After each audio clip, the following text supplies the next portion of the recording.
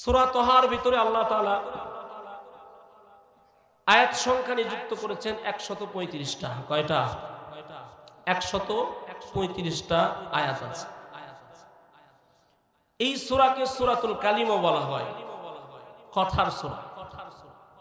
কারণ আল্লাহ তাআলা এই সূরার ভিতরে একজন জলিলুল কদর পয়গম্বর মুসা আলাইহিস সালাতু ওয়াস সালামের আলোচনা, জীবনী বর্ণনা করেছেন।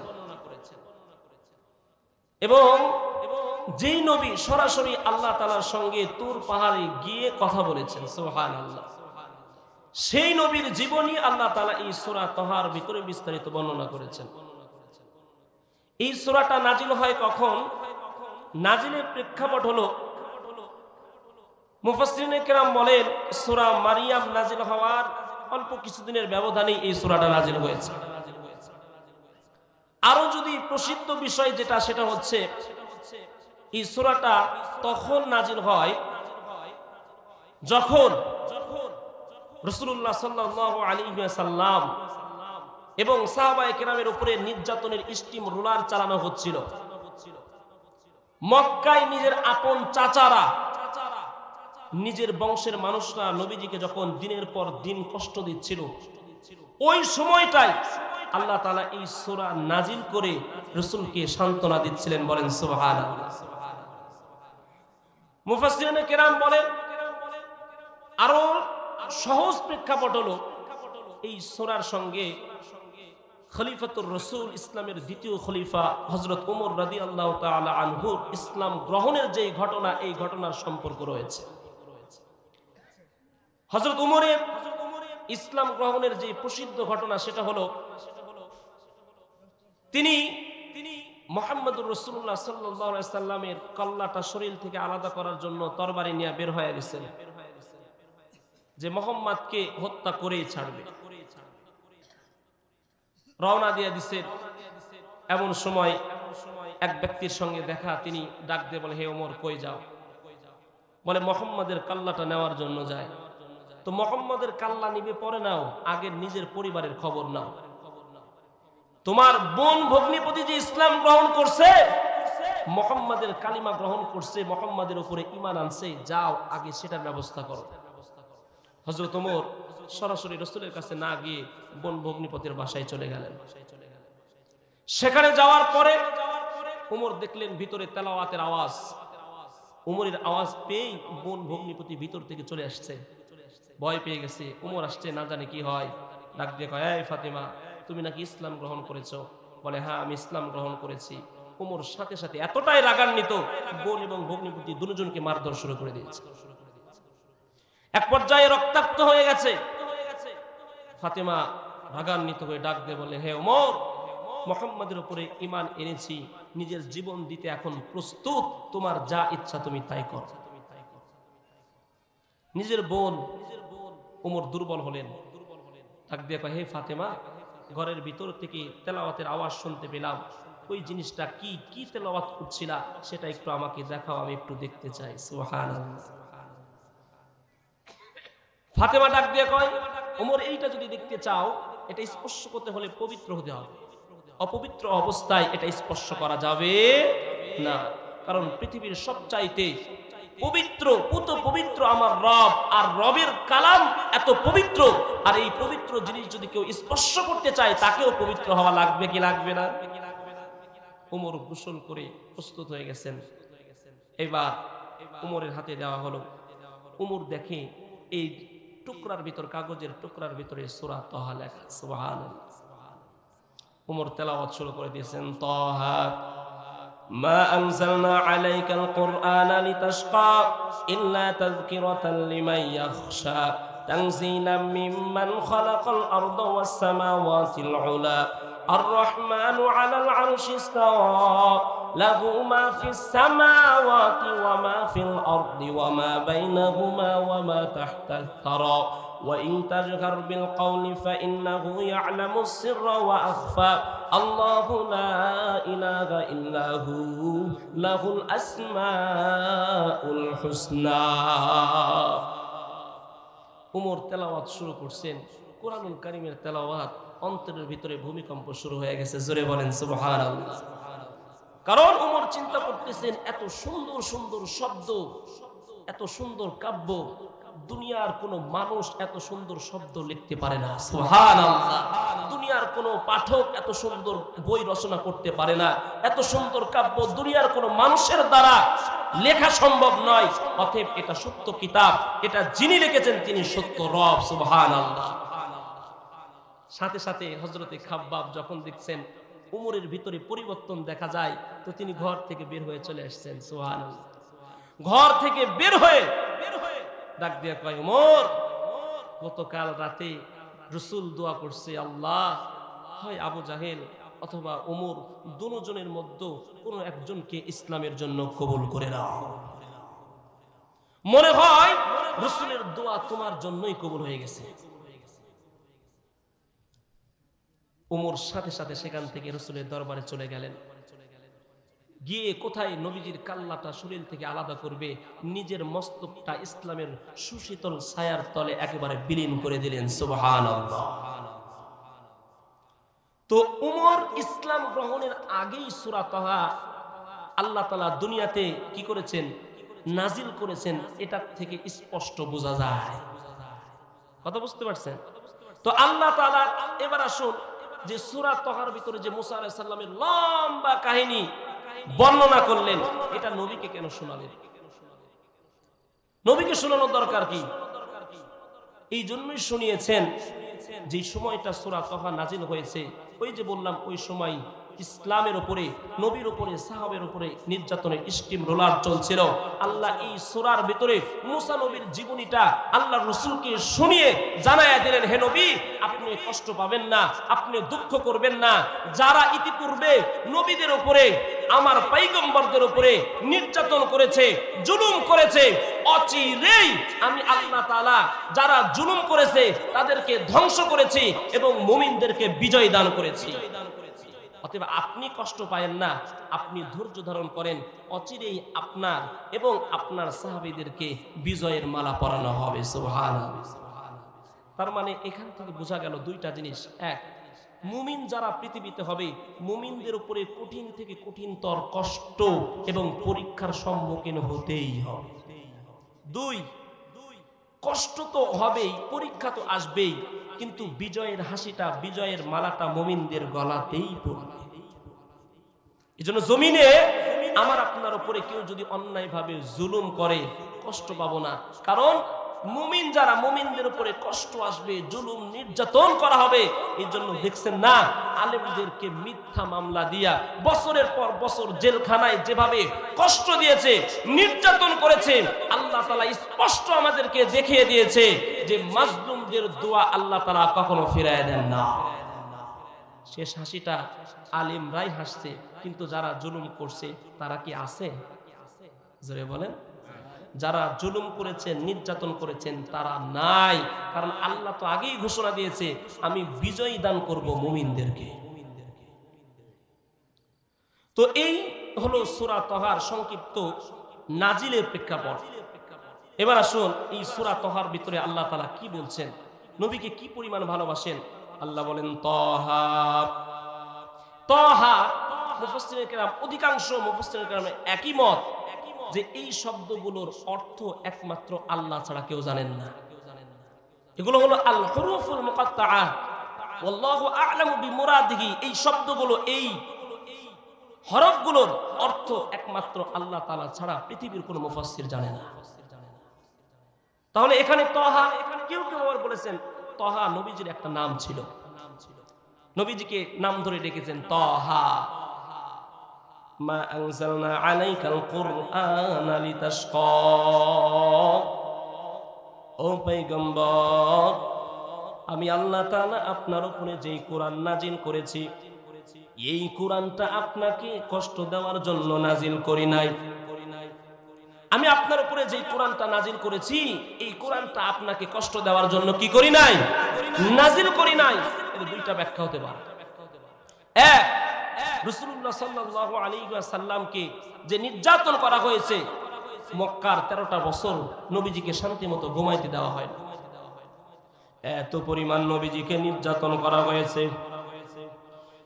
পয়গম্বর 13টা বছর এত নির্যাতন সহ্য করেছে। সাহাবায়ে কেরাম এত নির্যাতন সহ্য করেছেন, রাতের বেলা ঠিক মতো ঘুমাইতে পারেন নাই। কারণ অন্তরের ভিতরে ভয়, কখন বেঈমানেরা আক্রমণ করবে। মদিনাওয়ালা নবীকে এত পরিমাণে কষ্ট দেওয়া হয়েছে, নবী ঠিক মতো নামাজ পর্যন্ত আদায় করতে পারে নাই। সাহাবী আবু বকরকে এত নির্যাতন করা হয়েছে, এত স্টিম রুলার চালানো হয়েছে নির্যাতনের, এত আঘাত করা হয়েছে। হযরতে আবু বকর কয়েকদিন পর্যন্ত বেহুশ হয়ে জমিনের উপরে পড়েছিলেন। বেলালের মতো সাহাবাকে এত নির্যাতন, এত পরিমাণে কষ্ট দেওয়া হয়েছে, তারপরেও আল্লাহকে ভুলে নাই, কষ্ট সহ্য করেছে। মদিনাওয়ালা নবী যখন নামাজ পড়তে যাইতেন, বেঈমানরা উটের নাড়ি ভুঁড়িগুলো নবীজির সিজদারত অবস্থায় তার পিঠের উপরে দিতেন। 3টা বছর আমার আপনার নবীকে এত পরিমাণে কষ্ট দিয়েছে। সে আবু তালেবের ভিতরে 3টা বছর নবীজিকে বন্দী করে রেখেছে। এর নবীর আশিকুল দল। তবে যতদিন পর্যন্ত আবু তালেব জমিনের ভিতরে জীবিত ছিল, কোন বেঈমান মুহাম্মাদের দিকে চোখ রাঙায়া কথা বলতে পারে না। মায়ার নবী আমার এই দুই ব্যক্তি খাদিজাতুল কুবরা আর আবু তালেবের বিদায়ের পর এতটাই ভেঙে পড়েছেন, অসহায় হয়ে গেছে। একদিকে নবীজির আপনজন হারানোর ব্যথা, অন্যদিকে মদিনাওয়ালা নবীর ভিতরে কষ্ট, নিজের আপনজনেরা তাকে আঘাত করে, কষ্ট দেয়। মদিনাওয়ালা নবী আমার কষ্ট দূর করার জন্য তায়েফের ময়দানের দিকে চলে গেলেন। নবী তায়েফের ময়দানে যখন রওনা দিয়ে দিলেন, তায়েফের ময়দানে যখন দাওয়াতের কাজ শুরু করলেন, বেঈমানেরা নবীকে নিয়ে হাসি ঠাট্টা করা শুরু করে দিল। নবী আমার ডাক দিয়ে কয়, এই তায়েফবাসী, আমি আল্লাহ তাআলার পক্ষ থেকে দাওয়াত নিয়ে আসছি, আল্লাহ তাআলার পক্ষ থেকে তোমাদের কাছে পাইগাম নিয়ে আসছি, কালিমা গ্রহণ করিয়া নাও, আল্লাহর উপরে ঈমান আনিয়া নাও। বেঈমানেরা ডাক দিয়া কয়, রে মুহাম্মদ, আব্দুল্লাহর সন্তান, আমরা বিশ্বাস করি না আল্লাহ তোমাকে নবী বানায়া প্রেরণ করছি। তোমারে নবী বানাইছে, এত বাদ দিয়ে তুমি তো এতিম সন্তান, আল্লাহ এত লোক তুইয়া তোমারে নবুয়ত দান করলো, এটা বিশ্বাস করা যায়? বিশ্বাস করে। মায়ার নবীকে এত পরিমাণে কষ্ট, ছোট ছোট বাচ্চাদেরকে নিয়ে দিলেন, যাও পাগলটারে পাথর মারো। ছোট ছোট বাচ্চাগুলো মোহাম্মদকে দূর থেকে পাথর আঘাত করে। যেই শরীরের ভিতরে মশা মাছি পড়া হারাম, এই শরীরের ভিতরে পাথর দ্বারা আঘাত করা হলো। পাথর যেখানে যে স্থানে লাগে সেখান থেকে রক্ত বের হয়ে জমিনের ভিতরে পড়ে যায়। আল্লাহ সহ্য করতে না পেরে ডাক দিয়ে কয়, রে জিব্রাইল, যাও মোহাম্মদের কিনারায় যাও। মোহাম্মদ যদি একবার বলে আমি ওই পাহাড়ের ভিতরে তায়েফবাসীকে ফেলে ধ্বংস করে দিব। মায়ার নবী এত কষ্ট সহ্য করেছেন। জিব্রাইল আমিন মদিনাওয়ালা নবীর কিনারায় এসে ডাক দেয়, কয়, পয়গম্বর, আল্লাহ তাআলা আপনার কষ্ট সহ্য করতে পারেন না। আল্লাহ ঘোষণা দিয়ে জানায় দেন, আপনি যদি শুধু অনুমতি দেন, আল্লাহ 2 পাহাড়ের ফেরেশতা দিয়া তায়েফবাসীকে পাহাড়ের চাপায় ফেলে এদেরকে ধ্বংস করে ফেলবে, শুধু আপনার হুকুম লাগবে। মদিনাওয়ালা নবী ডাক দিয়ে কয়, ও জিব্রাইল, আমি মুহাম্মদ দুনিয়ার ভিতরে আসছি মানুষকে কষ্ট দেওয়ার জন্য না, মানুষকে ধ্বংস করার জন্য না। আজকে ওরা আমারে চিনে না, আমি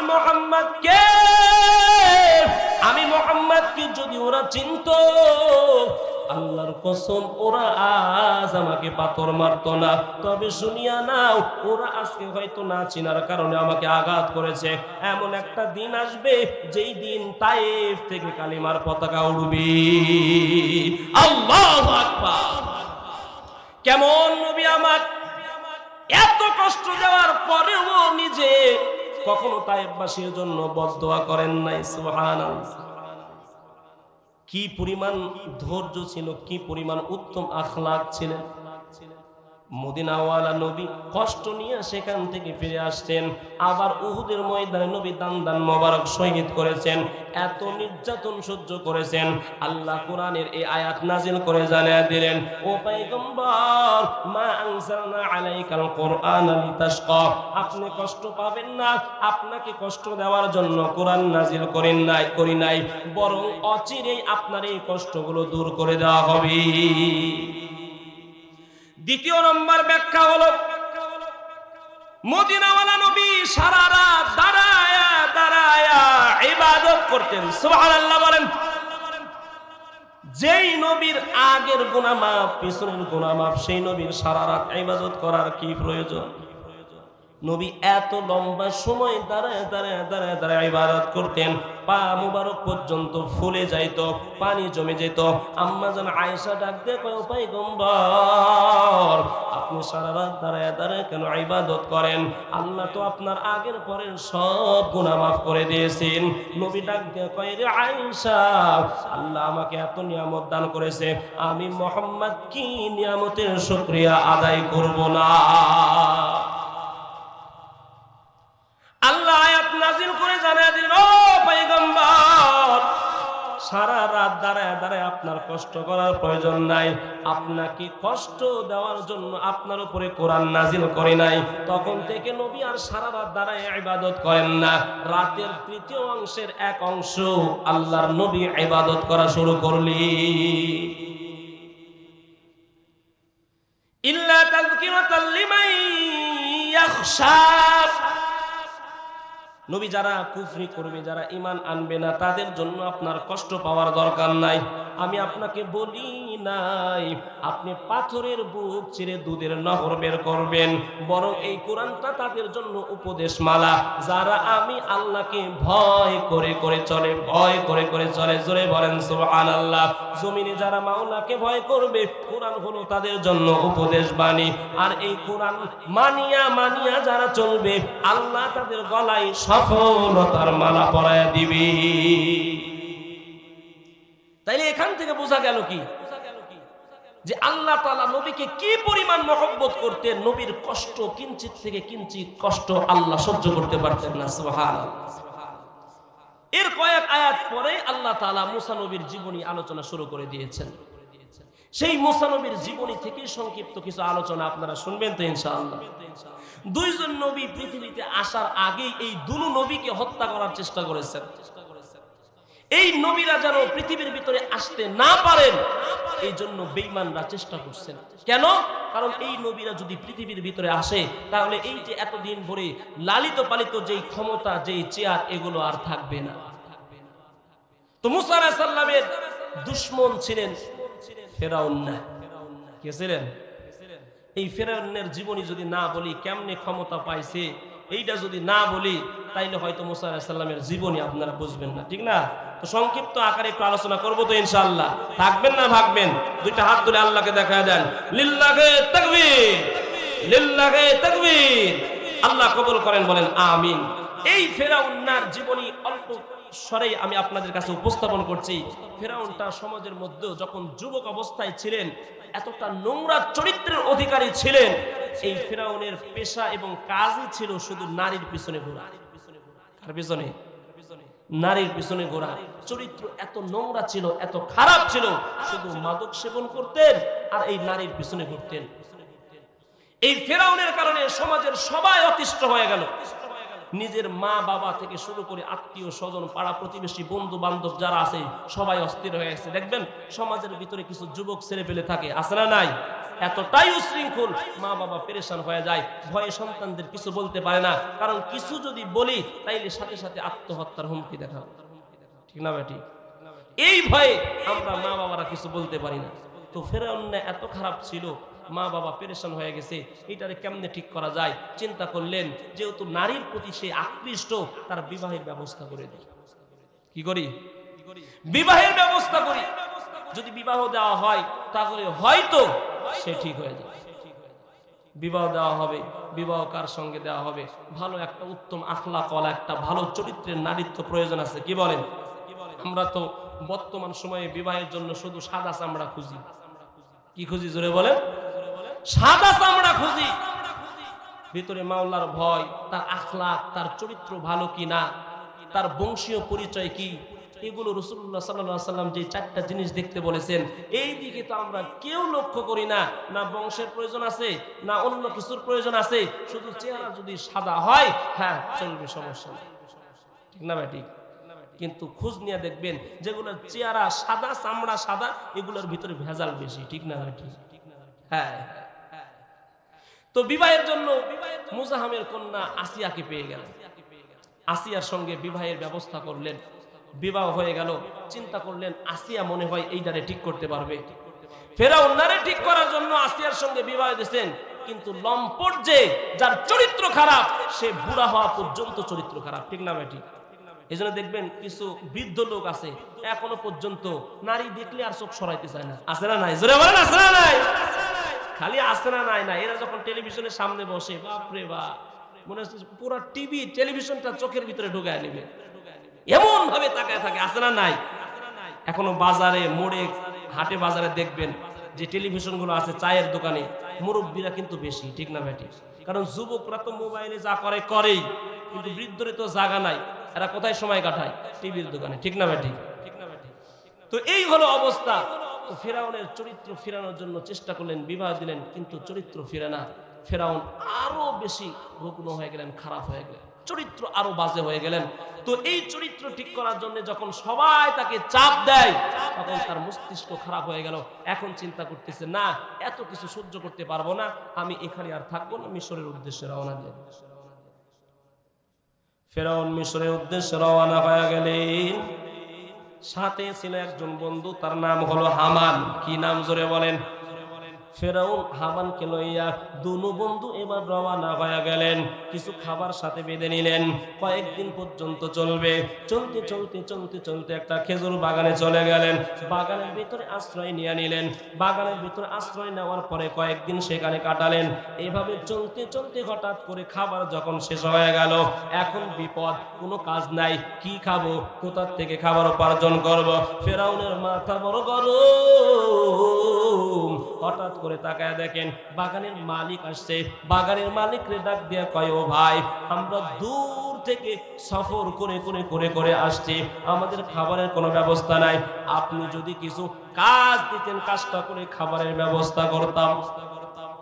বাগানের মালিক বলে, ঠিক আছে, বাগানের ফলগুলো বিক্রি করো বাজারে, এরপরে তোমাকে কিছু পারিশ্রমিক দেওয়া হবে, সেগুলো দিয়ে তোমরা খাবার কিনে খেয়ে। এভাবে চলতে লাগলো। এভাবে চলতে চলতে এক সময় ফেরাউন চলে গেলেন সেই মিশরের বাদশার কাছে। সেখানে গিয়ে মিশরের বাদশার কাছে আবদার করলেন, দূর থেকে আসছি কাজের জন্য, যদি কাজ দিতেন। তো মিশরের বাদশাহ ওই সময় তাকে গোরস্থানের দায়িত্ব দিয়েছিলেন। কিসের দায়িত্ব? গোরস্থানের পাহারাদার বানায় দিছে। তো ফেরাউন এখন গোরস্থান পাহারা দেয়। বন্ধু হামান দেখলো যে ফেরাউন তো কাজ একটা পাইছে, আমি এখন কি করি? এই হামান না ছিল চোর, চুরি করত। তো আগের পেশা শুরু করছে, ওখানে গিয়েও চুরি শুরু করছে, আর এদিকে ফেরাউন গোরস্থানের দেখাশোনা শুরু করছে। চলতেছে চলতেছে, আস্তে আস্তে দেখেন ফেরাউনের প্রমোশন হচ্ছে। এই গোরস্থানে কিছুদিন কাজ করার পর এখন চিন্তা করল, না গোরস্থানে আর থাকতে চাই না, এখন আমি বাদশার কাছে আবদার করে যদি আমার এই কাজটাকে একটু উন্নত মানের উপরের দিকে নিয়ে যাওয়া যায়। চিন্তা করলেন, যাই বাদশার কাছে গিয়ে আবদার করছে, বাদশাহ অনেক দিন গোরস্থান পাহারা দিছি, এইটা আর করতে চাই না, এর চাইতে উপর লেভেলের কিছু কাজ দেন। তো বাদশাহ বললেন, ঠিক আছে, তোমাকে নগর রক্ষকের দায়িত্ব দিলাম। কিসের দায়িত্ব? নগর রক্ষক বানায় দিছি। এইবার নগর রক্ষকের দায়িত্ব পালন করতেছে। এদিকে হামান তো চুরি ডাকাতি করতেছে। ফেরাউন চিন্তা করলেন, বন্ধুরে নিয়ে একসাথে আসছি, এইটারে দূরে রেখে আর কি লাভ, এইটারে নিয়ে এসে গোরস্থানে লাগায় দিই। ওইটারে নিয়ে এসে গোরস্থানে লাগায় দিছে। দুজনে এইভাবে কাজ করতেছে, চলতেছে চলতেছে। ফেরাউন নিজের বিচক্ষণতা, নিজের পারদর্শিতা, কাজের দক্ষতার মাধ্যমে বিশ্বস্ততা অর্জন করছে। বেশ কিছুদিন চলে গেলেন। হঠাৎ করে বাদশার কাছে গিয়ে ডাক দেয়া কয়, বাদশা এই কাজ আর ভালো লাগে না, আমি এর চাইতে বড় পদের কোনো কাজ চাই। বাদশা তাকে মন্ত্রী বানায় দিলেন। মন্ত্রিত্বের দায়িত্ব পাওয়ার পর এবার থেকে সে মন্ত্রী।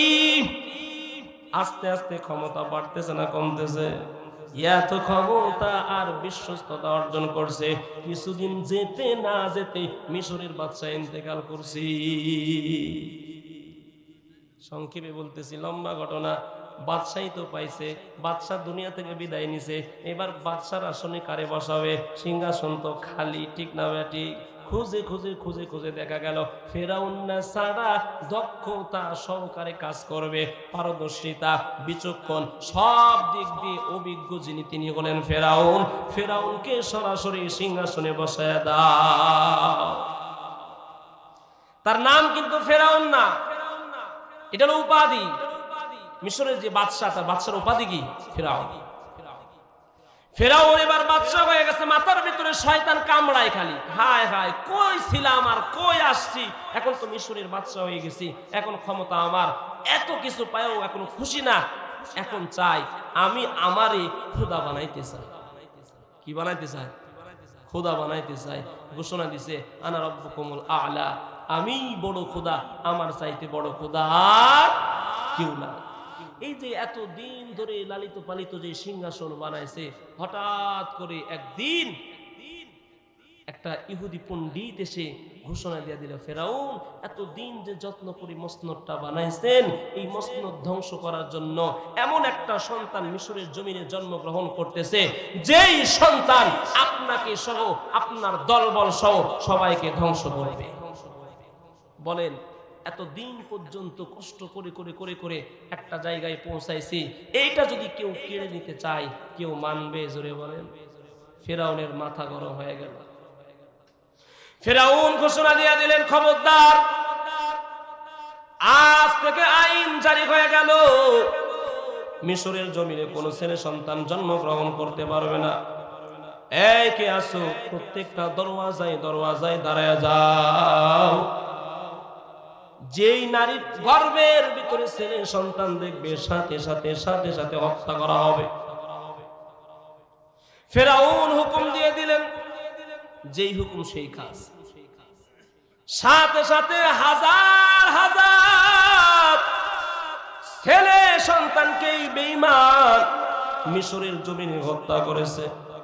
এর নবীর আশিকিন দল আল্লাহ তাআলা জানায় দেন, এই ফেরাউন, তুই কত বড় কৌশল আলা হয়েছি, যতই কৌশল কর, আমার বন্ধু মূসাকে আমি জমিনের ভিতরে নিব। সুবহানাল্লাহ।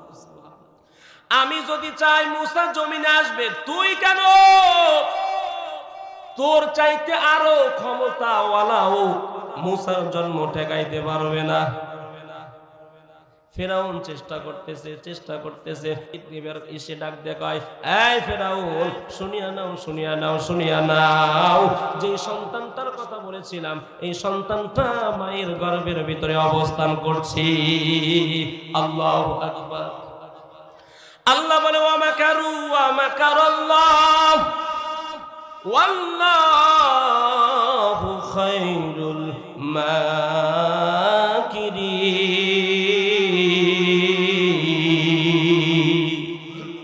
আল্লাহ জানায় দেন, দেখ, তাকায় দেখ, আমি মূসাকে জমিনের ভিতরে আনবো। মূসাকে শুধু আনবো এমন না, এই ফেরাউন, মূসারে জমিনের ভিতরে আনার পরে তোরটাই খাওয়াবো, তোরটাই পরাবো, আবার তোর ঘরের ভিতরে মূসাকে লালন পালন করবো। সুবহানাল্লাহ। ফেরাউন যখন শুনছে মায়ের গর্ভে অবস্থান করতেছে, আরো মাথা গরম। হঠাৎ করে খবর পেয়ে গেলেন মূসা দুনিয়ার ভিতরে জন্মগ্রহণ করছে। ফেরাউন চিন্তা করলেন, হায় হায়, এত সন্তানকে হত্যা করলাম, তারপরেও কেমন করে সন্তানটা জন্মগ্রহণ করলো? মাথা তো গেছে, পুরোটাই ঠিক নাই। এদিকে মা পেরেশান হয়ে গেছে, মূসা নবীর মা এত পেরেশান, হায় হায় হায়, ফেরাউন যদি খবর পাওয়া যায় মূসা জমিনের ভিতরে আসছে, তাইলে আমার কলিজার টুকরা সন্তানটারে হত্যা করে ফেলবে। মা কি কখনো এটা চাইবে? জোরে বলেন। ওরে দুনিয়ার কোনো মা চাই না আমার সন্তানটাকে আমার সামনে হত্যা করা হোক। নিজের জীবনটা দিতে মা রাজি, কিন্তু সন্তানের জীবন দিতে রাজি না। ঠিক না? ঠিক, জোরে বলেন। এই জন্যই তো দেখা যায় মা সন্তানের জন্য এত পরিমাণে পাগল। ওই যে দৌলদিয়া ফেরির ঘাট, একটা বাস দুর্ঘটনায় পড়ে ব্রেক ফেল করে সমুদ্রের ভিতরে পড়ে গেল, নদীর ভিতরে পড়ে গেল। পুরো বাসটা পানির ভিতরে ডুবে শত শত মানুষ, হায় হায় কত মানুষ ইন্তেকাল করলেন। কত মা নিজের সন্তানকে হারাইয়া আহাজারি শুরু করলেন, কত বাবা সন্তানকে হারাইয়া আহাজারি শুরু করে দিয়েছে। একটা ছোট্ট বাচ্চা সেখান থেকে বেঁচে ফিরে আসার পরে কান্না করে আর ডাক দিয়ে কয়, আমার মা। যখন বাচ্চা পানির ভিতরে ডুবতেছে এমন সময় আমার মা আমাকে বের করার জন্য পাগল হয়ে গেছে। আমার মা শুধু জানালা হাসতাইতেছে, জানালা খুঁজতেছে, জানালা দিয়া আমি সন্তানটাকে বের করে দেওয়ার পরে আমার মা বারবার বের হওয়ার চেষ্টা করেছে কিন্তু পারে নাই। আমি উপরে চলে আসলাম, এত বেশি কান্না করতেছে কিন্তু মাকে পেলাম না। ও আম্মা জান, আমাকে এতিম করে তুমি চিরতনের মতো চলে গেলা, আমি এখন কার কাছে থাকবো? সন্তানটার কান্না দেখে বুকটা ফেটে যায়। বলেন মা কি পরিমাণ চিন্তা করেছেন, নিজের চিন্তা একটুবারের জন্য করেন নাই। সন্তানটাকে বাঁচানোর জন্য সন্তানটাকে বাসের জানালা ফাঁক করে বের করে দিয়েছে আর নিজের জীবনটা বিলীন করে দিয়েছে। এর নাম হলো মা। এর নাম কি? মুসা নবীর মাও পেরেশানের ভিতরে আছে। হায় হায় হায়, ফেরাউন যদি খবর পাওয়া যায় আমার সন্তানটাকে হত্যা করবে, সহ্য করতে পারি না। আমার মালিক ডাক দিয়ে কয়, জিব্রাইল, আমার পয়গম্বর আমার বন্ধুর মাকে খবর দিয়ে দাও, তার পেরেশানের কোনো দরকার নাই, কারণ আমি আমার বন্ধুকে দুনিয়াতে নিব, দুনিয়াতে হেফাজত করব। পৃথিবীর কোনো শক্তি নাই যেই শক্তি আমার বন্ধুকে হত্যা করবে। আমার বন্ধুর মাকে জানায় দাও আমি যেই হুকুমগুলো করব সেই কাজগুলো করতে হবে। আল্লাহ জানায় দিলেন, ও আম্মা জান, আপনি পেরেশান করবেন না, আপনি একটা সিন্দুকের ব্যবস্থা করিয়া নেন, সিন্দুকের ভিতরে এবার আলকাতরা লাগাইয়া দেন, তেল লাগাইয়া দেন, সিন্দুকের ভিতরে আমার বন্ধুরে রাখিয়া সমুদ্রের ভিতরে ভাসায়া দেন। আমি আমার বন্ধুর হেফাজত করব, পেরেশানের কোনো দরকার নাই। আর সিন্দুকটা ভাসায়া দেওয়ার পর আমার বন্ধুর বোন মারিয়ামকে পিছনে পিছনে অনুসরণ করতে করতে রওনা দিতে বলেন। যেই কথা সেই কাজ। বন্ধুর মা আমার পয়গম্বরের মা সেই কাজ করলেন। সিন্দুকের ভিতরে বন্ধ করে এবার সিন্দুকটা সমুদ্রের ভিতরে ভাসায়া দিলেন। আল্লাহর খেলা বোঝা বড় কঠিন। আল্লাহ তাআলা সিন্দুকটাকে ভাসাইতে ভাসাইতে ভাসাইতে ফেরাউনের রাজদরবারের সামনে হাজির করে দিলেন। এমন সময় ওই সমুদ্রের পাশে ফেরাউনের কিছু দাসী, আসিয়া সহ কিছু দাসী সেখানে অবস্থান করতেছেন। হঠাৎ করে তাকায় দেখেন সমুদ্রের ভিতরে একটা সিন্দুক ভাসতেছে। সিন্দুকটা দেখার পর সবার ভিতরে কৌতূহল জাগলো, সমুদ্রের ভিতরে সিন্দুক কেন? যাও সিন্দুকটা উপরে উঠায় নিয়ে আসো। সিন্দুকটা উপরে নেওয়ার পর আসিয়া যখন সিন্দুকটা ভিতরে নিয়ে হলো, ভিতরে নেওয়ার পর সিন্দুকটা এখন খুলবে কিন্তু তালা খোলা যায় না। সবাই চেষ্টা করে, তালা খুলতে পারে না। কিন্তু আসিয়া বরকতওয়ালা নারী, আসিয়া যখন সিন্দুকে হাত দিয়েছে আল্লাহর কুদরত সাথে সাথে সিন্দুকটা খুলে গেছে। সিন্দুকের ভিতরে তাকায় দেখেন এ যেন একটা ফুটন্ত গোলাপ। আল্লাহু আকবার! এত সুন্দর ফুটফুটে একটা চেহারার সুন্দর একটা ছেলে, এই শিশু ছেলেটাকে সিন্দুকের ভিতরে কে ভর্তি করে রাখলো?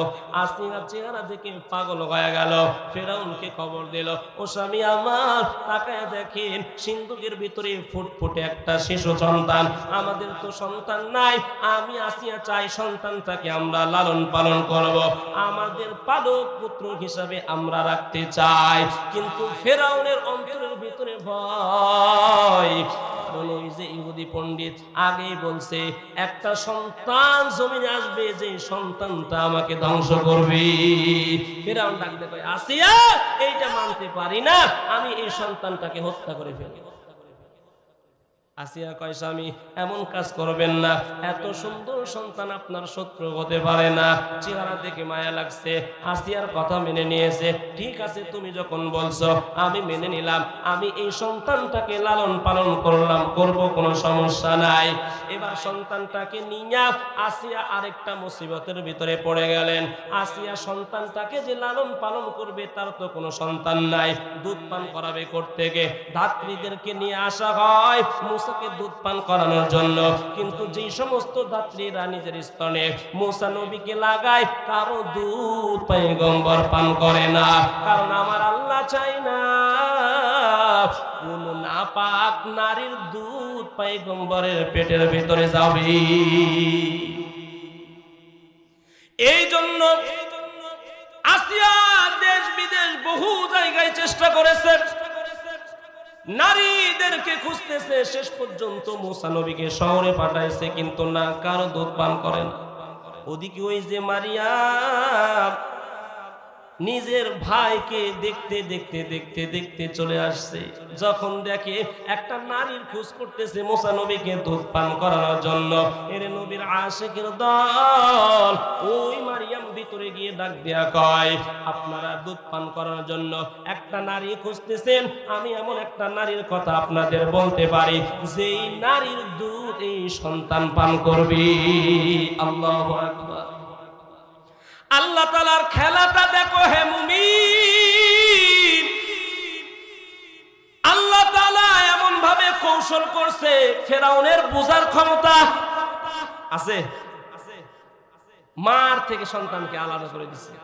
মুসা নবী চলে আসছে কোথায়? ফেরাউনের সিংহাসনে। মা ওদিকে পেরেশান করতেছে, কান্না করতেছে। আল্লাহ বলে, ও আম্মা জান, পেরেশানের দরকার নাই, কারণ আমি আপনার সন্তানকে আপনার কোলেই ফিরিয়ে দিব। জোরে বলেন সুবহানাল্লাহ। মুসা নবীর মায়ের কাছে খবর পাঠানো হলো, আপনাকে দুধ পান করানোর জন্য অমুক জায়গায় যেতে হবে। সাথে সাথে মাকে নিয়ে চলে আসলেন। মা যখন মুসা নবীকে কোলে নিলেন, কোলে নেওয়ার পরে দুধটা যখন মুখের ভিতরে দিলেন, দেওয়ার সাথে সাথে নবী আরামের সাথে পান করা শুরু করলেন। আল্লাহু আকবার। দুধ পান করলেন তৃপ্তি সহকারে। আসিয়াও বড় খুশি, ডাক দিয়া কয়, আম্মা জান, আমার এই সন্তানটাকে লালন পালন করার জন্য আপনাকে এখানে থাকতে হবে। মুসা নবীর মা ডাক দিয়ে কয়, না না, পারবো না, কারণ আমার আরো সন্তান আছে, আমার স্বামী আছে, আমার পরিবার আছে, আমি এখানে থাকতে চাই না। তাইলে কোথায় থাকতে চান? আপনি যদি চান আমি সন্তানটাকে আমার ঘরের ভিতরে নিতে চাই, সেখানে লালন পালন করে আপনার কাছে ফিরাইয়া দেওয়া হবে। আল্লাহ খেলাটা দেখায় দিয়েছেন ফেরাউন, তাকায়া দেখ, তাকায়া দেখ, যেই সন্তানটাকে তুই দুনিয়ার ভিতরে আসতে দিবি না, আমি আল্লাহর খেলাটা দেখ। আমি আল্লাহ মুসাকে জমিনের ভিতরে আনলাম, আবার তোরটা তাকে খাওয়াইলাম। শুধু তাকে খাওয়াইলাম না, তোর সম্পদ দ্বারা তার পুরা পরিবার পরিচালিত করব। সুবহানাল্লাহ। এটা হলো আমার মাওলার খেলা। কার খেলা? জোরে বলেন।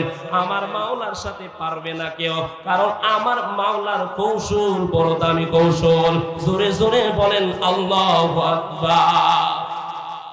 মুসা নবীকে নিয়ে মা এবার বাসায় চলে গেলেন। আরামে সেখানে লালন পালন হচ্ছে। মাঝে মধ্যে আসিয়া তাকে নিয়ে তার বাসায় নিয়ে আসতেন। এত সুন্দর ফুটফুটে চেহারার সন্তান দেখলে আদর করতে মন চায়, ঠিক না? ঠিক জোরে কর। ফেরাউন না একদিন চেহারাটা দেখে একটু মুগ্ধ হয়ে গেছে, কুলের ভিতরে নিছে, আদর করতেছে।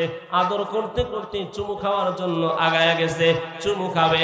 এমন সময় মুসা নবী এমন জোরে একটা থাপ্পড় মারছে, ফেরাউনের মাথার ভিতরে ঘুর শুরু হয়ে গেছে। ডাক দেখো, আসিয়া, এইটাই মনে হয় সেইটা। এতটুকু একটা বাচ্চার থাপ্পড়ের যদি ওজন এত হয়, তাইলে বড় মানুষের থাপ্পড়ের ওজন কি পরিমাণ হতে পারে? আমি এইটারে আর জীবিত রাখবো না, আজকেই এইটার হত্যা করব। আসিয়া কয় আপনি পাগল হয়েছেন নি?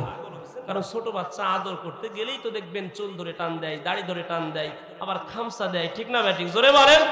তো এই সন্তান অবুঝ সন্তান কি বোঝে? বলে না এইটাই সেইটা। আসিয়া কয় আপনি প্রমাণ করতে চান? বলে হ্যাঁ প্রমাণ করেন। কি প্রমাণ করবেন? প্রমাণ যদি করতে চান, হ্যাঁ, তাহলে এই সন্তানটার সামনে দুইটা প্লেটে করে একটাতে থাকবে স্বর্ণ, আরেকটাতে থাকবে আগুনের অঙ্গার। যদি এই সন্তানটা আগুনের ভিতরে হাত দেয় তাহলে আপনি বুঝবেন এটা অবুঝ ছেলে, আপনার শত্রু না। আর যদি স্বর্ণের ভিতরে হাত দেয় তাইলে বুঝতে হবে এইটাই আপনার শত্রু, ঠিক না বেটি? দুইটা নিয়ে চলে আসছে, সামনে নিয়ে আসছে, মুসা নবীর সামনে হাজির হয়ে গেল। মুসা নবী এবার স্বর্ণের দিকে হাত নিয়ে যায়। আল্লাহ ডাক দেখা, জিবরাইল আর দেরি করিও না, আমার বন্ধুর হাতটা ধরে আগুনের ভিতরে নিয়ে যাও। আল্লাহু আকবার। মুসা নবীর হাতটা ধরে আগুনের ভিতরে নিয়ে যাওয়া হলো। আগুনের ভিতরে হাত দিয়ে আগুনের একটা অঙ্গার মুখের মধ্য দিয়েছিলেন, যে কারণে মুসা নবী তুতলায় কথা বলতেন। কি এই জন্য ওই যে মাদাইন থেকে ফেরার পরে আল্লাহ যখন বললেন, হে মুসা ইযহাব ইলা ফিরআউনা ইন্নাহু তাগা, এখন আর বসে থেকে লাভ নাই, ফেরাউনের কাছে যাও, ফেরাউন তো সীমা লঙ্ঘন করছে, তাকে গিয়ে কালিমার দাওয়াত দাও। তখন তিনি আল্লাহর কাছে দোয়া করছিলেন, ক্বালা রাব্বিশ রাহলি সাদরি ওয়া ইয়াসসির লি আমরি ওয়াহলুল উকদাতাম মিন লিসানি ইয়াফকাহু কওলি। হে আল্লাহ, আপনি আমার বক্ষটাকে প্রশস্ত করে দেন, আমার কাজকে সহজ করে দেন। ওয়াহলুল উকদাতাম মিন লিসানি, আয় আল্লাহ আমার জবানের জড়তা দূর করে দেন। ইয়াফকাহু কওলি, যাতে করে তারা আমার কথাগুলো বুঝতে পারে। সুবহানাল্লাহ বলেন। এজন্যই ওই যে আগুনের অঙ্গারটা নেওয়ার কারণে তিনি কি করতেন? তোতলায় কথা বলতেন। তো ফেরাউন যখন দেখছে না এটা তো আগুনের ভিতরে হাত দেয়, তাইলে এইটা আমার শত্রু না। এরে নবীর আশিকের দল, সামনের দিকে আগাবো তো ইনশাআল্লাহ। সারা রাতে শেষ করা যাবে? এত লম্বা আলোচনা, বিস্তারিত আলোচনা শেষ করা যাবে না। আপনারা যতক্ষণ চলবে ততক্ষণ থাকবেন তো ইনশাআল্লাহ, না ভাগবেন? এরে নবীর আশিকের দল, এইবার মুসা নবী আস্তে আস্তে ফেরাউনের ঘরের ভিতরে লালিত পালিত হইতেছে। দিন যত যায় ফেরাউনের ঘরের ভিতরে মুসা খায় আর বড় ভয়। সুবহানাল্লাহ। যুবক বয়স হয়ে গেলেন। এইবার একদিন একটা কাম হয়ে গেছে কি, ওই যে কিপ্তি বংশের একটা বাবুরসি আর বনি ইসরাইলের একটা, দুইটার ভিতরে লড়াই লাগছে। হঠাৎ করে বনি ইসরাইলের ওই লোকটা ডাক দেয়া কয়, মুসা আমার একটু রক্ষা করো, আমি মাজলুম। মুসা নবী চিন্তা করলেন সে যেহেতু আমাদেরই বংশের লোক, বনি ইসরাইলের লোক, তাইলে তার একটু হেফাজত করি, রক্ষা করি।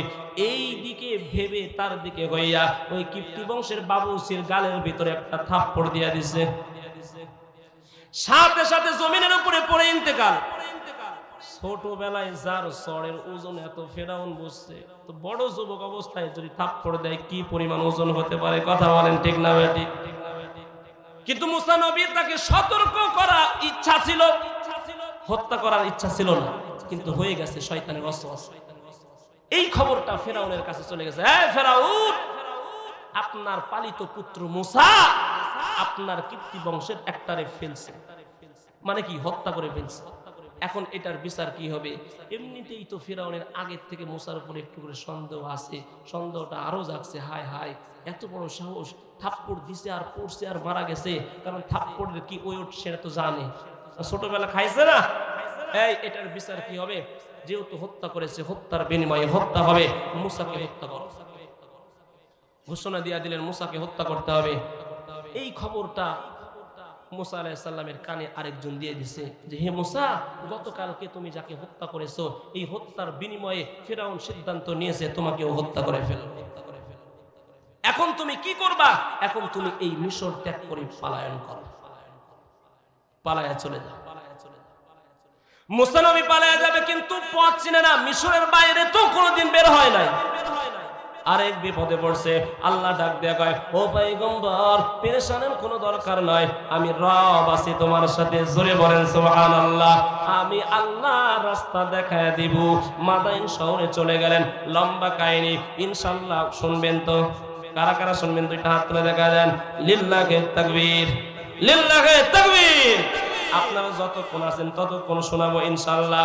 তবে ও আল্লাহর বান্দারা, মনে রাখতে হবে মসজিদের উন্নতি কল্পে মাহফিল। এই ফাঁকে আমি আপনাদের কাছে কিছু আবদার করব। কি আবদার জানেন? আপনাদের এলাকার মানুষগুলো আমার কানে দিয়েছে কি, হুজুর এই মহল্লায় একটা জমি এক আল্লাহর বান্দা দান করেছে, আমাদের মনের বড় ইচ্ছা আমরা এই জমিনের উপরে একটা মক্তব, কোরআনুল কারীমের তেলাওয়াত চালু করতে চাই, একটা মাদ্রাসার ব্যবস্থা করতে চাই। যে কারণে আমরা উদ্যোগ নিয়েছি, আজকে মাহফিলের আয়োজন করেছি।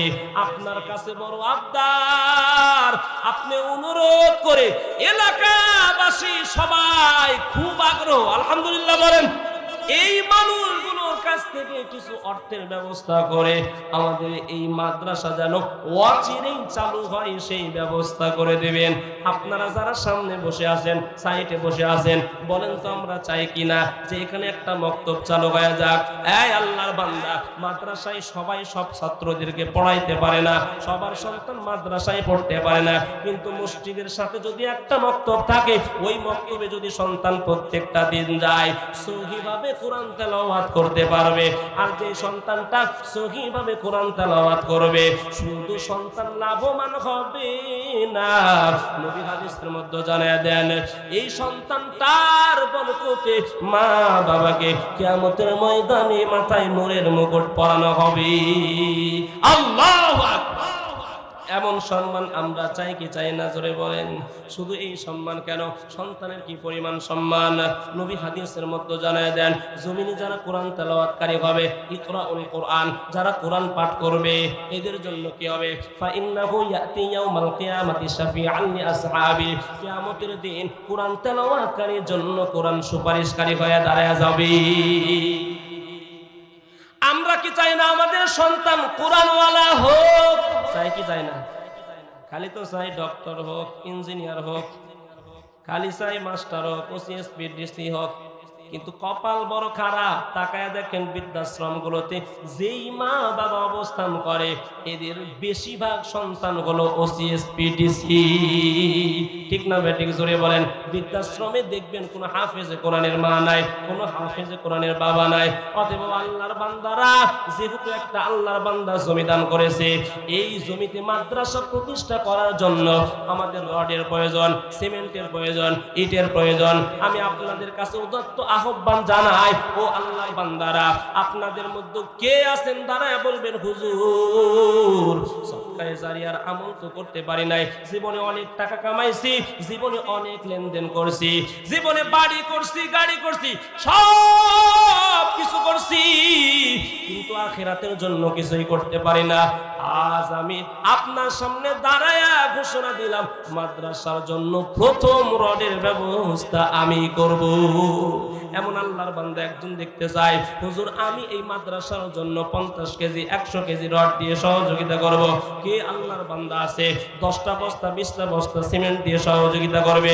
কে আল্লাহর বান্দা আছে 1000 2000 5000 ইট দিব দিয়ে সহযোগিতার হাত বাড়াবো? আমি জানি এই মহল্লার মানুষ কি পরিমাণ দান করে, জানি কি জানি না? জোরে বলেন। কারণ এর আগে একটা মাহফিলে আমি আসছি ঈদের আগে, এজন্য আপনাদের প্রতি আমার একটা ভালোবাসা আছে না নাই? এজন্য কেউ অপমান করবেন না। বাবর আলী কাশিমপুর দক্ষিণ পাড়া 1000। বাবর আলী ভাই কাশিমপুর দক্ষিণ পাড়া 1000। জোরে বলেন মারহাবা। আয় আল্লাহ তাআলা ভাইজানের দানকে কবুল আর মঞ্জুর করিয়া দেন, জানে মানে বরকত দান করিয়া দেন। আয় আল্লাহ এই দানের উসিলা করে তার আত্মীয় স্বজনদের কবরে আযাব মাফ করে দেন। জোরে জোরে বলেন আমিন। জয়নাল দোকানদার কাশিমপুর বাজার 500 টাকা দান করেছেন। আয় আল্লাহ 500 টাকা দান করলো এই মসজিদের জন্য, তাকে করে নাও বেহেশতি মানুষের মধ্যে গণ্য। চিল্লায় চিল্লায় বলেন আমিন। আমি রড সিমেন্ট বালু ইট এইগুলো আগে দেখতে চাই, এরপরে আসবো পেঁয়াজের দিকে। এই মহল্লায় যে পরিমাণ পেঁয়াজ হয়, আমার মনে হয় পুটিয়াতে আর কোনো জায়গায় এত পরিমাণের পেঁয়াজ হয় না। ঠিক না? ঠিক জোরে কর। বয়ান কিন্তু আজকে আমি করে যাবো ইনশাআল্লাহ। মনে করেন না যে আমি পালাবো, আপনারা যতক্ষণ আছেন ততক্ষণ থাকবো ইনশাআল্লাহ। আব্দুল আলিম কাশিমপুর দক্ষিণ পাড়া 1000 টাকা, জোরে বলেন মারহাবা। একটু আওয়াজ টাওয়াজ দেন, নাইলে বোঝা যাবে কি গুরুস্থানে আলোচনা করতেছি না, সামনে মানুষ আছে কিনা একটু বোঝা লাগবে তো, কি বলেন? জোরে বলেন তার একবার মারহাবা। আল্লাহ আপনার বান্দা 1000 টাকা দান করলো এই মসজিদের জন্য, তাকে করে নাও বেহেশতি মানুষের মধ্যে গণ্য। জোরে জোরে বলেন আমিন। আমিন আমিন আল্লাহ আমিন, দানকারীর জন্য হইউ জামিন। জোরে জোরে বলেন আমিন। রড কে আছে একটু দেখতে চাই আল্লাহর বান্দা, কারণ রডের বড় প্রয়োজন, ইটের বড় প্রয়োজন, সিমেন্টের বড় প্রয়োজন। একটু দাঁড়ায় বলেন না মেহেরবানি করে, ও আল্লাহর বান্দা, দুনিয়াতে অনেক টাকা পয়সা অযথা অন্য কাজে নষ্ট করেছি, একটু আল্লাহর ঘর মসজিদ মাদ্রাসার জন্য কি খরচ করা যায় না? জোরে বলে নবীর মাদ্রাসার জন্য কি খরচ করা যায় না? নবী নবী করে আর কত কাল আমি কাঁদবো, নবী নবী করে আর কত কাল আমি কাঁদবো। আপন নয়নে কবে জানি প্রিয় নবীকে আমি দেখবো, নবী নবী করে আর কত কাল আমি কাঁদবো। জোরে বলেন মারহাবা। নবীর জন্য কাঁদা লাগবে কি লাগবে না? নবী সারা জীবন আমার আপনার জন্য কান্না করছে।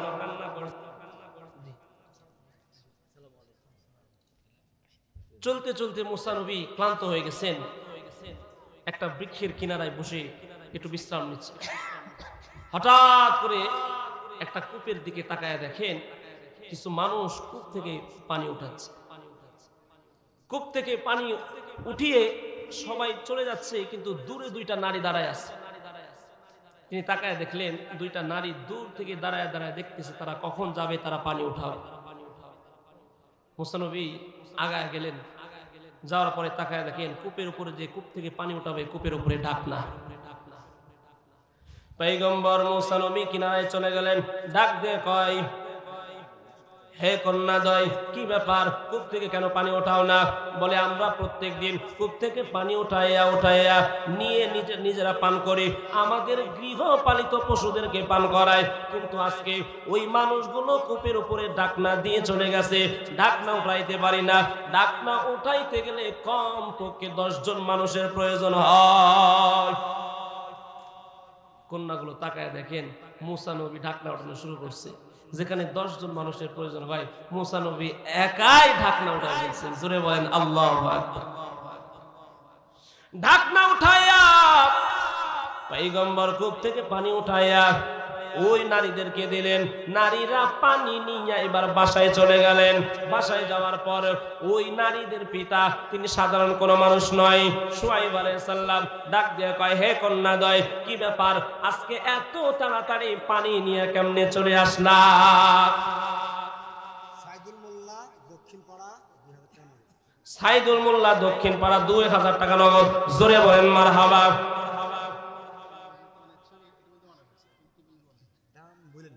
নাম বলতে অনিচ্ছুক, কি পরিমাণ অ্যামাউন্ট এটা বলতে অনিচ্ছুক। আল্লাহ তার দানকে কবুল করেন, জানে মানে বরকত দান করেন। জোরে বলেন আমিন।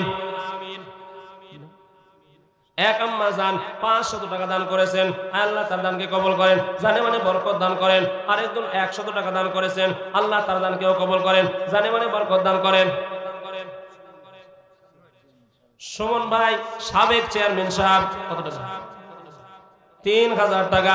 আল্লাহ তার দানকে কবুল করেন, জানে মানে বরকত দান করেন। সামনে আরো দিবে ইনশাআল্লাহ।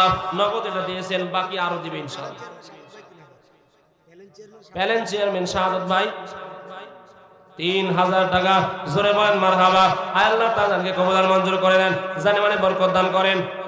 ফরহাদ হোসেন দক্ষিণ পাড়া 1500 টাকা দান করেছেন, আল্লাহ তার দানকে কবুল আর মঞ্জুর করেন, জানে মানে বরকত দান করেন। হাফেজ আজম 1 মণ পেঁয়াজ, আল্লাহ তার দানকে কবুল করেন, জানে মানে বরকত দান করেন। জোরে বলেন আমিন। মামুন খলিফা 5, লালন না, লালন খলিফা 500 টাকা দান করেছেন। পেঁয়াজ কত? 20 কেজি। 1 মণ দেওয়া যায় না? আছে ভাই? 20 কেজি পেঁয়াজ। আল্লাহ তাআলা দানকে কবুল করেন, জানে মানে বরকত দান করেন। বলছে আয়ুব ভাই মালয়েশিয়া ইন্তেকাল করে। ফরাদ হোসেন ভাই দক্ষিণ পাড়া 15,000 টাকা। জোরে বলেন মারহাবা। দেখছেন, রড দেওয়ারও লোক আছে, ইট দেওয়ারও লোক আছে, কিন্তু লুকায়া লুকায়া আছে। ভাবতেছে হুজুর আপনার খেলা দেখি, কতদূর আপনার খেলা যায়। 15,000 টাকা দান করেছেন। আল্লাহ তাআলা দানকে কবুল করেন, জানে মানে বরকত দান করেন। তবে কথা বলেন ঠিক না ভাই? ঠিক। এরপরে শয়তান ওয়াসওয়াসা দিয়ে দিবে। এই কারণেই তো আমগো দেশের যুবকেরা বেশি জালে ফেঁসে যায়। আগে চোখ দিয়ে দেখে, এরপরে রাত্রে ভাবে, তারপর চিন্তা করে কেমনে এই নারীটারে পায়। হায় হায়, কত সুন্দর চেহারা, কত সুন্দর চোখ, কত সুন্দর নাক, কত সুন্দর মুখ। হ্যাঁ, এই যে গবেষণা অন্তরের ভিতরে শুরু হয়ে যায়, এবার মস্তিষ্কের ভিতর সারাদিন খালি ওইটাই। এরপরে কি হয়? প্রপোজ করার চেষ্টা করে। হ্যাঁ, ঠিক না ভাই? ঠিক। জোরে বলেন। তো এই জন্য মুসা নবী বললেন, আপনি পাথর দ্বারা সামনে আমাকে রাস্তা দেখায় দিবেন, এইটা দেখে যাব। মুসা নবী এইবার শুআয়ব আলাইহিস সালামের কাছে চলে গেলেন। শুআয়ব আলাইহিস সালামের কাছে পূর্ণ ঘটনা খুলে বললেন। শুআয়ব আলাইহিস সালাম চিনে ফেলেছেন, কারণ রতনে রতন চেনে। ঠিক না ভাই? ঠিক। শুআয়ব আলাইহিস সালাম তিনিও একজন নবী, মুসা আলাইহিস সালাম তিনিও একজন নবী। তিনি বললেন, মুসা তোমার পেরেশানের কোনো দরকার নাই, তোমার হেফাজতের মালিক হলেন আল্লাহ। অতএব ফেরাউন তোমার কিছুই করতে পারবে না। এখন 2টা কন্যার বড় একজন কন্যা বলতেছেন, হে পিতা, আপনার তো অনেকগুলো ছাগল আছে, এই ছাগল দেখাশোনা করার জন্য তো একটা লোকের প্রয়োজন। আপনি এই যুবকটাকে আপনার বাসাতে রেখে দেন। কিন্তু একটা যুবক, আমার বাড়িতে যদি কন্যা সন্তান থাকে, তাহলে বাইরের একটা যুবককে কি আমি রাখবো? জোরে বলেন, রাখবো। শুআয়ব আলাইহিস সালাম চিন্তা করলেন, এই যুবকটা যেহেতু ভালো, আবার ওই নারী যুবকটার গুণাগুণ বর্ণনা করেছেন। হে পিতা, এই যুবকটার 2টা গুণ রয়েছে। একটা হলো যুবক বিশ্বস্ত। সুবহানাল্লাহ। কেন বিশ্বস্ত? ওই যে পিছন থেকে পাথর নিক্ষেপ করে রাস্তা দেখায় দাও, তার মানে এই যুবকটা হলো আমানতদার। এই যুবকটা কি? আমানতের খেয়ানত করে না, আমানতদার। আরেকটা হলো এই যুবকটা হলো শক্তিশালী, কারণ 10 জন ব্যক্তি লাগে ঢাকনা উঠাইতে, অথচ কূপের ঢাকনা একাই উঠায় ফেলছে। সুবহানাল্লাহ। অতএব আপনি এই যুবকটাকে রাখতে পারেন। যখন মেয়ের মুখে মুসা নবীর প্রশংসা শুনছে, তখন মেয়ের কাছে প্রস্তাব করছে, হে আমার কন্যা, আমি তোমাকে এই যুবকের সাথে বিবাহ দিতে চাই। জোরে বলেন সুবহানাল্লাহ। বিবাহের ব্যবস্থা করলেন। বিবাহ তো দেওয়া হবে, কিন্তু মহরানার দরকার আছে না নাই? মুসা নবী ডাক দেয়া কয়, আমার তো মহরানা আদায় করার মতো কিছু টাকা নাই। ডাক দেয়া কয়, এই মুসা, মহরানার পেরেশান করতে হবে না, 8 বছর বরকিগুলো দেখাশোনা করবা। বিবাহ হয়ে গেল। বিবাহের পর তো আপনারা জামাইকে মোটরসাইকেল গিফট করেন। শুআয়ব আলাইহিস সালাম কি গিফট করবেন? আমরা তো আংটি গিফট করি, কিন্তু শুআয়ব আলাইহিস সালাম মুসার হাতের ভিতরে একটা লাঠি ধরায় দিলেন। এই মুসা, এটা একটা লাঠি, এটা সাধারণ কোনো লাঠি না, এটা আদম আলাইহিস সালাম থেকে জান্নাত হয়ে এই পর্যন্ত আসছে। এইটাকে তোমাকে হাদিয়া হিসেবে দিয়ে দিলাম। আল্লাহু আকবার। এই যে লাঠি পেয়ে গেছে, দীর্ঘ সময় 8-10 বছর শ্বশুর বাড়িতে ছাগল চড়াইছে। এরপরে আল্লাহ তাআলার হুকুমে মাদাইন থেকে বিবিকে নিয়ে রওনা হয়ে গেছে। কি হয়ে গেছে? রওনা হয়ে গেছে। কোথায়? মিশরের দিকে রওনা হয়ে গেছে। মিশরের দিকে রওনা হয়ে বিবি অন্তঃসত্ত্বা, বিবির গর্ভের ভিতরে সন্তান। এইবার মুসা নবী যখন মিশরের দিকে রওনা হয়ে গেলেন, চলতে চলতে তিনি পথ হারায় ফেলছেন। এখন কই যাবে? পেরেশানের ভিতরে পড়ছে। ওই সময়টা ছিল শীতকালীন সময়। মুসা আলাইহিস সালাম পেরেশান, কোন দিকে যাবে, কোনো রাস্তাও তো চেনে না। হঠাৎ করে সামনে দূর থেকে দেখা যায় আগুন। কি দেখা যায়? إذ رأى نارا فقال لأهلهم كثوا إني آنست نارا لعلي سآتيكم منها بقبس أو أجد على النار هدى মুসা নবী তাকায় দেখেন দূরে আগুন দেখা যায়, আগুনের টুকরা দেখা যায়। বিবিরে ডাক দেয়া কয়, ও বিবি এখানে একটু অবস্থান করো, দূরে আগুন দেখা যায়, নিশ্চয় ওই আগুনের কাছে গেলে কোনো না কোনো পথ পেয়ে যাব, হয়তো সেখানে গেলে কোনো সন্ধান পথের পেয়ে যাব, অথবা সেখান থেকে কিছু আগুন তোমার জন্য নিয়ে আসবো, সেটার দ্বারা তুমি তোমার শরীরে তাপ দিতে পারবে। মুসা নবী আগুনের কিনারায় যায়, কিন্তু দুঃখজনক বিষয় যতই আগুনের কাছে যায় আগুন আরো পিছনের দিকে যায়, লাফ দিয়ে বৃক্ষের উপরে চলে যায়। মুসা নবী অবাক হয়ে গেল, এইটা কেমন আগুন, আগুন আবার চলাফেরা করে, অবাক হওয়ার কথা কি কথা না জোরে বলেন। যতই আগুনের কাছে যায় আগুন পিছনের দিকে যায়। ফালাম্মা আতাহা নুদিয়া ইয়া মূসা, মুসা নবী আগুনের দিকে যখন যায় হঠাৎ করে ডাক দিয়ে বলেন, হ্যাঁ মূসা, ইন্নী আনা রাব্বুকা ফাখলা'না আলাইক, আমি তোমার রব, তবে সাবধান, জুতা পায়ে এই জায়গায় উঠবা না, কারণ এটা সাধারণ কোনো স্থান নয়, এটা হলো তুয়া উপত্যকা। যে জায়গায় তুমি আসছো এই জায়গায় ফাখলা'না আলাইক ইন্নাকা বিল ওয়াদিল মুকাদ্দাসি তুয়া, এটা তুয়া উপত্যকা, এই জায়গায় জুতা পায়ে উঠা যাবে না। মুসা নবী দেখে হায় হায়, আওয়াজ শোনা যায়, তবে আওয়াজ যদি মানুষ দেয়, সামনের থেকে দিলে সামনের থেকে আওয়াজ আসবে, পিছন থেকে দিলে পিছন থেকে আসবে, ডান থেকে আওয়াজ দিলে ডান দিক থেকে আসবে, বাম থেকে আওয়াজ দিলে বাম দিক থেকে শোনা যাবে, কিন্তু এমন আওয়াজ সামনেও না পিছনে না, আওয়াজটা চতুর্দিক থেকে শোনা যায়। আল্লাহু আকবার। আরো অবাক হয়ে গেল, আমার রব, তো রব তো দেখা যায় না কেন? এই তো আল্লাহর সঙ্গে মুসা আলাইহিস সালামের কথোপকথন শুরু হয়ে গেছে। আল্লাহ ডাক দেখায়, মুসা তোমার হাতের ভিতরে এটা কি? আল্লাহ জানেন কি জানেন না? ফাআলকাহা ইয়া মূসা, এই মূসা তোমার হাতের ভিতরে কি? ওয়ামা তিলকা বিয়ামিনিকা ইয়া মূসা, মূসা তোমার ডান হাতের ভিতরে কি? আল্লাহ জানেন কি জানেন না? জানার পরেও জিজ্ঞেস করে, আতাওয়াক্কাউ আলাইহা ওয়া আহুশু বিহা আলা গনামি ওয়া লিয়া ফিহা মাআরিবু উখরা। মুসা নবী ডাক দেয়া কয়, আল্লাহ এটা লাঠি, এটা দ্বারা কি করো? আমি গাছের পাতা পাড়ি। কেন? বলে আমার ছাগল পালদের খাওয়াই, আবার এটা দ্বারা বিভিন্ন কাজের প্রয়োজনীয় কাজের সমাধান করি। জোরে বলেন সুবহানাল্লাহ। আল্লাহ ডাক দিয়ে কয়, ফাআলকাহা ইয়া মূসা, এই মূসা হাতের লাঠিটা নিক্ষেপ করো। ক্বালা খুযহা ওয়ালা তাখাফ। এইবার মুসা নবী যখন লাঠিটা ছাড়তে, সাপে পরিণত হয়ে গেছে, বিশাল সাপ। মুসা নবী ভয় পেয়ে গেছে। আল্লাহ কয়, ক্বালা খুযহা ওয়ালা তাখাফ, ভয় পেও না, আবার ধরো। সানুঈদুহা সিরাতাল উলা, তুমি ধরতে দেরি হবে, আবার লাঠিতে রূপান্তরিত হতে দেরি হবে না। আল্লাহু আকবার। এই মুজিজা কার? আল্লাহ নবীকে এই মুজিজা দান করেছেন। সাপ হাতের লাঠি ছাড়লে সাপ হয়ে যায়, এত বড় সাপ। মুসা নবী নিজেও তো একটা মানুষ, সাপ দেখলে কেনা ভয় পায় বলেন, নিজেও ভয় পেয়ে গেছেন, জড়সড় হয়ে গেছেন। আল্লাহ কয়, ভয় পায় না, হাত দিতে দেরি হবে, কিন্তু আবার আগের আকৃতিতে রূপান্তরিত হতে দেরি হবে না। মুসা নবী হাত দিছে, লাঠিতে রূপান্তরিত হয়ে গেছে। এরপর আল্লাহ ঘোষণা দেন, ও পয়গম্বর, আর দেরি করা যাবে না, এখন কি করতে হবে? ফিরআউনের কাছে চলে যান। ফিরআউনের কাছে গিয়ে ফিরআউনকে দাওয়াত দেয়। মুসা নবী ডাক দিয়ে কয়, আল্লাহ একটারে হত্যা করছি, এরপরে মাদায়েন পালাইছি, এবার যদি ফিরআউনের কাছে যাই, ফিরআউন নিশ্চিত আমাকে হত্যা করবে। কথা বলেন ঠিক না বা ঠিক? অতএব ও আল্লাহ, আপনি আমার ভাই হারুনকে আমার সহযোগী বানায় দেন, যাতে করে সে আমার সাথে থাকে, আমার সহযোগিতা করতে পারে। আল্লাহর কাছে দোয়া করলেন, ও মালিক, আমার ভাই হারুনকে আপনি নবুয়ত দান করেন। আল্লাহর দোয়া কবুল করে নিলেন। জোরে বলেন সুবহানাল্লাহ।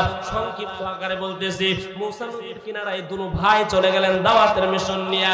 ডাক দিয়ে কয়, ও ফিরআউন, আমরা দুনু ভাই আপনার দরবারে আসছি দাওয়াতের মিশন নিয়ে, এক আল্লাহর উপরে ঈমান আনিয়া নাও, বনী ইসরাঈলদেরকে মুক্তি দিয়ে দাও, ওরা নিজ আপন জায়গায় গিয়ে শান্তিতে যেন বসবাস করতে পারে। ফিরআউন ডাক দিয়ে কয়, তুমি ওই মুসা না যে আমারটা খাইছো, আমার ঘরে থাকছো, আর আমার সাথে দুর্নীতি করছো? বুঝেন না? চিনে গেছে, তুমি ওই মুসা না যেটা আমার ঘরেই থাকছো? বলে হ্যাঁ আমি সেই মুসা। তো কি জন্য আসছো? বলে আমার রবের পক্ষ থেকে আসছে। ক্বালা ফামান রাব্বুকুম ইয়া মুসা, এই মুসা তোমার রব আবার কে? তোমার রবটা আবার কে? পয়গম্বর মুসা ডাক দিয়ে কয়, ফেরাউন আমার রব তোমার রব তো তিনি যিনি আসমানটা বানাইছেন, যিনি জমিনটা বানাইছেন, যিনি আসমান জমিন সৃষ্টি করেছেন তিনি আমার তোমার রব, যিনি কোন কায়নাত সৃষ্টি করেছেন তিনি তোমার আমার রব। ওই রবের পক্ষ থেকে আসছে, অতএব কালিমা গ্রহণ করিয়া নাও, আল্লাহর উপরে ঈমান আনো। ফেরাউন ডাক দিয়ে কয়, মুসা আমি তো ঈমান আনবো না, তুমি কি তোমার জাদুর মাধ্যমে আমাকে দেশ থেকে দূরে সরাইয়া দিতে চাও? যদি এমনটাই ভেবে থাকো জাদু টোনা করে ফেরাউনকে দেশ থেকে বিতাড়িত করবে, তাইলে শুনে নাও মিশরের যত বড় বড় জাদুকররা আছে সবগুলোকে তোমার মোকাবেলায় তোমার বিপরীতে দাঁড় করায় দিবে। মুসা আলাইহিস সালাম সুযোগ পেয়ে গেলেন, ঠিক আছে তাইলে খেলা হবে, দুজনের খেলা হবে, যারা জিতবে তারা সফলতা অর্জন করবে। ঈমান আনার ঘোষণা হয়ে গেল। কবে দিন হবে? দুজনের সাপের খেলা হবে, দুনো জাদুকররা একত্রিত হবে। বলে কোন দিন? মুসা নবী বলে যেই দিন আপনারা উৎসব পালন করেন, কারণ উৎসবের দিন তিনি বেছে নিয়েছেন, সেখানে মিশরের সব মানুষগুলো উপস্থিত থাকবে। সকলের উপস্থিতিতে মুসা নবী সবাইকে একসঙ্গে কালিমার দাওয়াত দিয়া দিবে। ফেরাউন বললেন ঠিক আছে, তাইলে অমুক দিনে অমুক জায়গায় অমুক স্থানে খেলা হবে। মিশরের বড় বড় জাদুকরদেরকে খবর দেওয়া হলো, সব জাদুকররা চলে আসলেন। মুফাসসিরিন কেরাম বিভিন্ন জন বিভিন্ন কথা বলেন, কেউ বলেছেন ৮০,০০০ জাদুকর উপস্থিত করেছেন। কত হাজার? এদিকে মুসা নবীর মোকাবেলা, মুসা নবী একা আর তার ভাই হারুন মুখোমুখি হয়ে গেলেন। খেলা হবে, কি হবে? এই যে খেলা হবে, খেলা হবে, মাঝে মধ্যেই দেখেন না খেলা হবে ডায়লগ, তো এই খেলা হবে, এই খেলায় কে বিজয়ী হয় এটা দেখার দরকার আছে না নাই? ফেরাউন জাদুকরদেরকে এমন ভাবে নিয়ে আসছে, তোমরা যদি বিজয়ী হতে পারো তোমরা যা চাইবে তাই তোমাদেরকে দেওয়া হবে। নিয়ে আসছে এইবার জাদুকররা হ্যাঁ খুব ভাব নিয়ে আসছে মুসার সামনে। এই মুসা আগে তুমি দেখাবা নাকি আমরা দেখাবো? মুসা নবী ডাক দেয়া কয় আগে আপনারাই দেখান। এইবার তারা আগেই তো রশির মধ্যে জাদু করে রাখছে, লাঠির মধ্যে জাদু করে রাখছে। রশি আর লাঠি যখন জমিনের ভিতরে ছাড়ছে দুটোটাই লাফালাফি শুরু করছে। মানুষের চোখের ভিতরে ভেলকি, আমরা দেখি না জাদু খেলা, চোখের ভিতরে বেলকি লাগাই দিছে, লাফাই দিছে। মুসা নবী তো মানুষ, সাধারণভাবে ভয় পেয়ে গেছে। হায় হায় এরা কি দেখায়, মানুষ কি তাদের দিকে আকৃষ্ট হয়ে যায় কিনা? এইবার আল্লাহ বলে মুসা আর দেরি করিও না, ভয় পাওয়ার কোনো কারণ নাই, আমি রব আছি তোমার সঙ্গে। বিস্তারিত আয়াত দিয়ে দিয়ে দিয়ে দিয়ে আলোচনা কোরআনের মধ্যে এই সূরা তাহার ভিতরে আছে, আপনারা তরজমা পড়ে নেবেন। এরে নবীর আশিকুর দল। আল্লাহ বললেন মুসা তোমার হাতের লাঠিটা নিক্ষেপ করো। মুসা যখন লাঠিটা নিক্ষেপ করলেন এত বড় একটা অজগর সাপে পরিণত হয়ে গেল। যেই সাপ এত বড়, মুফাসসিরিনে কেরাম বলেন এই সাপের ভিতরের মুখের ভিতরে স্থান 40 গজের সমান। কত? হায় হায় 40 গজ যদি মুখের ভিতরের স্থান হয় তাহলে দেহ কত বড়! সুবহানাল্লাহ। এবার জাদুকরদের যেই সাপ রশি আর দড়িগুলো, রশি আর লাঠিগুলো ছিল সবগুলো মুসা নবীর সাপে গিলে ফেলছে। এইটা দেখে জাদুকররা অবাক। সুবহানাল্লাহ। ফাউলকিয়াস সাহারাতু সাজিদিন, জাদুকররা সবাই সিজদায় পড়ে গেছে। ক্বালা রাব্বি মুসা ওয়া হারুন, হায় হায় মুসা এবং হারুনের রবের প্রতি তারা ঈমান আনছে। জোরে বলেন সুবহানাল্লাহ। সিজদায় পড়ে তারা ঘোষণা দিয়ে দিলেন, আমরা সবাই মুসা এবং হারুনের রবের উপরে কি আনলাম? ঈমান আনলাম। ফেরাউনের মাথা গরম, ডাক দেয়া কয়, এই জাদুকরের দল, তোমরা কি মুসার দলের লোক নাকি? আমি তোমাদেরকে টাকা দিয়া অর্থ খরচ করে তোমাদের ঠিক করলাম, অথচ তোমরা মুসার রবের দরবারে সিজদা কেন দাও? ফেরাউন তাদেরকে ভয় দেখায়, খবরদার এমন কাজ করা যাবে না। তারপরেও কেন করলে? আমি তোমাদের পা উল্টো দিক থেকে কেটে ফেলবো, শুলে চড়াবো, ভয় দেখায়। কিন্তু জাদুকররা বলে, ও ফেরাউন, ভয় দেখায় কোনো লাভ নাই। ইমানের স্বাদ যখন একবার পাইছি, জীবন দিব, ইমান দিব না।